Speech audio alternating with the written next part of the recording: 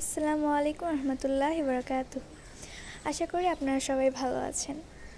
এটা কিন্তু পাঙ্গাস মাছ। আমরা অনেকেই পাঙ্গাস মাছ খেতে ভালোবাসি না, কেমন যেন স্বাদ লাগে না। কিন্তু এভাবে পাঙ্গাস মাছের চামড়া ছাড়িয়ে খেয়ে দেখবেন, খুব ভালো লাগবে, আমি গ্যারান্টি দিচ্ছি।